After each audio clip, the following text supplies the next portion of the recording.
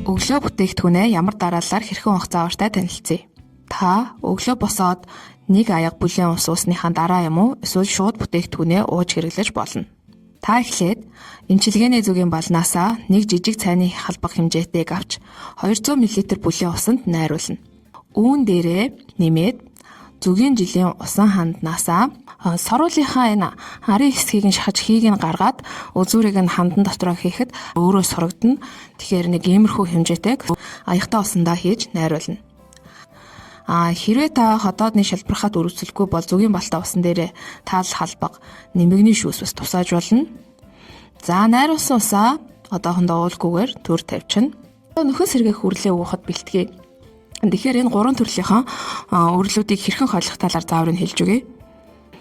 Эхлээд апи формула 2, апи формула 3 гэсэн бичигтэй өрлүүдээ том савнд хийгээд сайтар холино.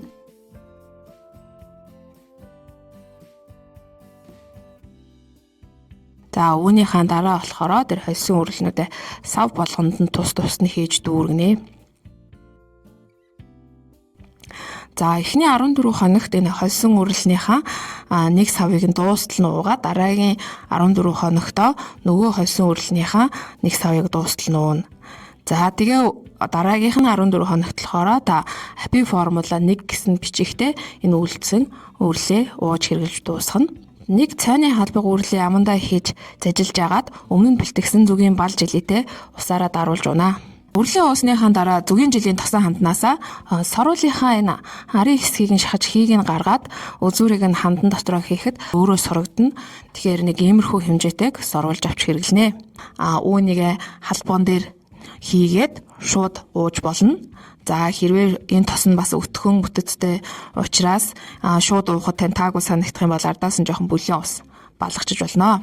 За ингээд 30 минутын дараа та өглөөнийхөө цайг ууна. За өглөөний хоолныхоо үеэр 50 мл орчим бүлээн усанд апи хит гэж одоо модныхаа ханднаас 7 туслыг хийж найруулж ууж болно. Одоо өдөр ямар бүтээгдэхүүнээ ямар дараалалаар уух заавартай танилцъя. Та эхлээд эмчилгээний зүгийн балнаасаа нэг жижиг цайны халбах хэмжээтэйг авч 200 мл бүлээн усанд найруулна. Үүн дээрээ нэмээд зүгийн жилийн усан ханднаасаа саруулынхаа энэ арын хэсгийг нь шахаж хийг нь гаргаад үзүүрийг нь хандан дотроо хийхэд өөрөө сурагдана. Тэгэхээр нэг иймэрхүү хэмжээтэйг аягтай усандаа хийж найруулна.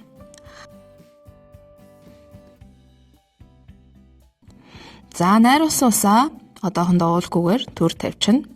Нэг цайны халбаг өрлөө амандаа хийж зажилж агаад өмнө нь бэлтгэсэн зүгийн бал жилээтэй усаараа даруулж унаа.